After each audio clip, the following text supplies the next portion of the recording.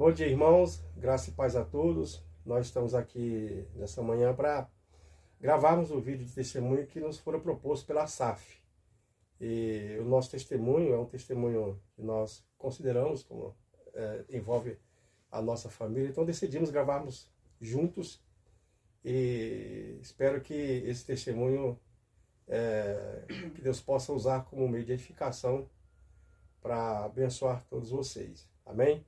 Eu vou dar a oportunidade para minha esposa contar, uma vez que ela que sofreu mais de perto aí esse momento em que Deus agiu em nossas vidas. Então, vou passar para que ela possa estar contando para que os irmãos possam estar sendo edificados. Miriam. Graça e paz, irmãos. Então, o nosso testemunho é o seguinte. Quando eu e o Marcelo nos casamos, passou um tempo, nós planejamos de termos um filho, né? E eu parei de tomar um remédio para que eu pudesse engravidar. E após alguns meses eu engravidei. E logo no início da gravidez, quando a gente descobriu que eu estava grávida, eu tive um sangramento. Eu tive que ir ao hospital. E quando chegou lá no hospital, feitos os exames, foi constatado que a criança estava morta e que eu estava com um cisto que já tinha tomado todo o meu ovário. Então, eles não poderiam mexer e o meu útero deveria expelir a criança de forma natural. Com isso, a gente não acreditou no lugar que a gente foi, nós fomos em outro hospital, que foi no Hospital Universitário, na USP. Quando chegou lá, foi feitos os exames e da mesma forma o exame comprovou que realmente a criança estava morta e que eu estava com um cisto no ovário, que já tinha tomado todo o meu ovário. E se ele estourasse, eu corria o risco de ficar estéril. Então, eles não iriam mexer e o útero deveria expelir a criança de forma natural. Passou algum tempo e a gente foi acompanhando, toda terça e quinta a gente retornava lá no hospital, ia vendo como estava a situação, se o útero estava reagindo, se estava expelindo a criança, e nada. Passou mais ou menos 1 mês e meio, quase 2 meses, eu e meu esposo, naquele sofrimento, decidimos que nós assinaríamos para que fizesse a coletagem e retirasse o feto morto de dentro do meu ventre. E fomos lá, quando chegamos no hospital, na consulta que já era toda terça e quinta, eu cheguei no médico e falei para ele que eu não queria mais ficar daquela forma, que eles retirassem o feto e fizessem a cirurgia que fosse necessário, independente de eu ficar estéril ou não. Assinamos todos os papéis que deveria ser de responsabilidade, se acontecesse alguma coisa a gente estava ciente. E naquele momento o médico falou, não, vamos fazer mais um exame. E eu pensando comigo, para que mais exames, né? Nós já temos tantos exames constatando que a criança está morta, que não tem mais jeito e tal.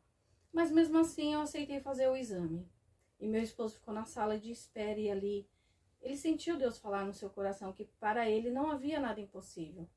E ele, no momento, talvez não tivesse entendido, porque pra gente já estava tudo perdido, né? A criança já estava morta e não tinha porquê, não teria como fazer mais nada e acontecer mais nada.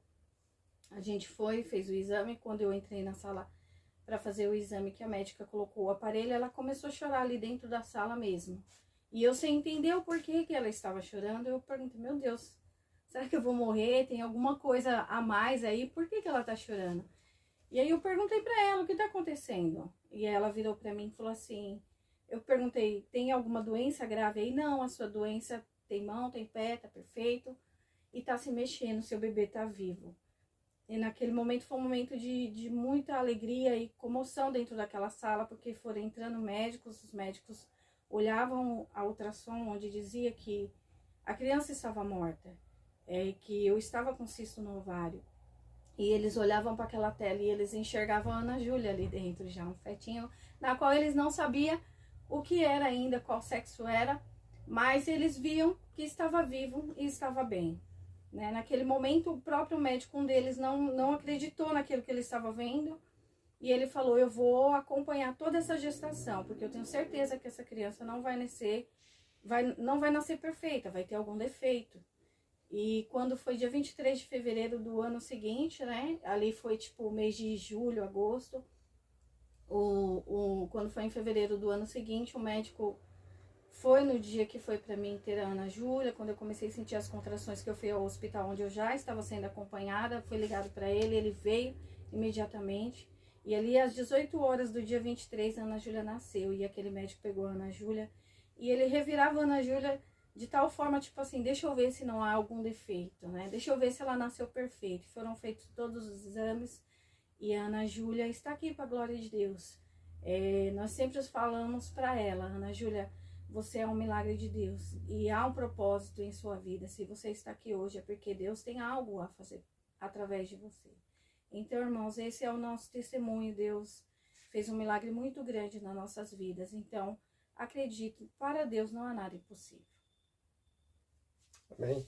Amém, porque Deus é bom. O tempo todo. E o tempo todo, Deus é bom. amém. A gente fica alegre, né, irmãos? Que a gente vê a Ana Júlia hoje